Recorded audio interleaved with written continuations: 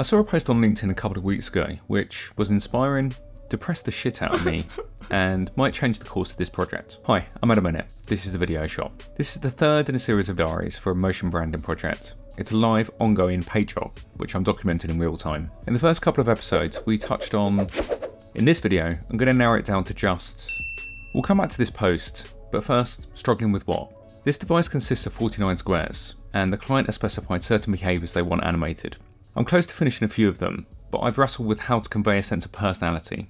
The device needs to frame, scan, think, and much more. But where's the personality? And what of the bug crowd brand? This is a set of animations I sent to the client recently for feedback. I was feeling somewhat okay about the progress so far. Okay, I thought, we're close to nailing some of these behaviours. Then I saw this. It's a post from Vucko where he talks about motion identity. If you don't know who he is, stop watching this video right now and look him up. You'll learn more from him than you will from me. Anyway, I looked at this again and thought, mate, everything you've done is shit. Okay, maybe shit is a bit harsh. Adequate? Good enough? But we're not aspiring to do work which is just good enough. I'm not here to waste your time going boo-hoo, my work is crap. Well, not just that. And it's not helpful to compare like for like. Brands are different and should behave differently. But this got me wondering, have I been approaching this the wrong way? I'm starting to think that one of the mistakes I've made is tackling each behaviour in isolation.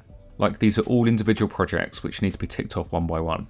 I should be tackling the behaviour and the personality of the brand first. In the same way that when an actor takes on a role, they'll break down the script and look for clues about the character's personality and backstory. They may work with movement and dialect coaches to create the physicality of the character. The walk, gestures and voice will be informed by the character. They're not created in vacuums. Oh wait, I'm not even finished yet. Sometimes the writer or director will provide actors with whole backstories for the characters. And in this case, in a way, the client did that. In one of their brand documents, they talk about what this device represents. Did I even read this? I did. But I definitely need to come back to this. I should have printed it out and framed it over my desk. But back to this. I'm a pretty basic bitch, and I looked at this and was like, he's got circles, I've got squares, but look what this genius has done with just a few circles. But, for a start, he's working with fewer circles. Hang on, I'm just checking your math on that. Yes, I got the same thing. And that might be another problem. 49 squares is a lot to keyframe. I did it with these, but they took a lot of time to animate, as you can see. So, understandably, I was exploring methods where the animation was driven by fields or expressions. Some don't have any keyframes at all. For example, this one, the animation is driven by the luma of this layer, and this one has a null which affects the scale and position of the squares. But these approaches make it difficult to inject personality into the animation, at least for me.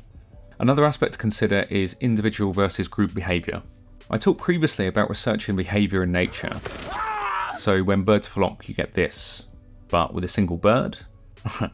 Okay, so now I sound like a character from the Inbetweeners. Just so you know, I've met a really fit bird and she'll be along any minute, alright? You might think I'm overthinking this, let me know. But it certainly could be worth zooming into this problem. Explore the behaviour of just one square. How can the square split? Grow. Animate off. Animate on. Does it stretch? And see whether any of that informs any of the group behaviours. It might not, at least not consciously, or obviously. But I'm starting to think that exploring this could be the key to unlocking the personality of this device, and possibly even the brand. Maybe the big squares move differently to the others. More lumbering, slow. The smaller squares could be more zippy. Maybe individually, when we see a square or a small group of squares, they don't exhibit the group behaviour or hive mentality that you see in nature. But when they're a full unit, they fall in line, so to speak. There's a choreography of sorts. One note I keep getting from the client is to maintain the integrity of the device shape. It can animate on and off, but it should always be recognisable as this firework device. That's something I'm conscious of when I send work in progress, but I'm keen to keep experimenting and playing around to see what happens. These are just that.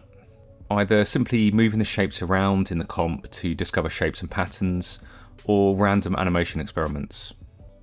Anyway, I sent these animations to the client a few weeks ago and got feedback. Some are meant are simple, such as slowing things down, or resolving into the device shape briefly before repeating the behaviour. Or in this case, simply retitle the animation so we have a new, different behaviour. I've struggled with connecting, as linking things with lines in design to represent connectivity is, let's face it, pretty cliched. The client suggested removing the line and calling this something else. I created a slightly cumbersome rig for the organising behaviour, where the client could have their in-house design team have ownership. It's not perfect, but the squares are expression controlled, so you can easily reduce the number and add a random position and scale behaviour. Then, to change them from the firework device to something else, you keyframe these mask shapes, which the squares are linked to. Framing gets a... Overall, the feedback is pretty good, and I've just sent a bunch of revisions to the client for feedback. We're due to catch up next week. So, as I said at the start, I feel like I'm still grappling with how to give this device personality. But as the client recently pointed out, this process is as much about finding out what the device doesn't do as what it does. And that's inevitably going to be a process. Anyway, that's it for this episode. Thanks for watching. See you again soon.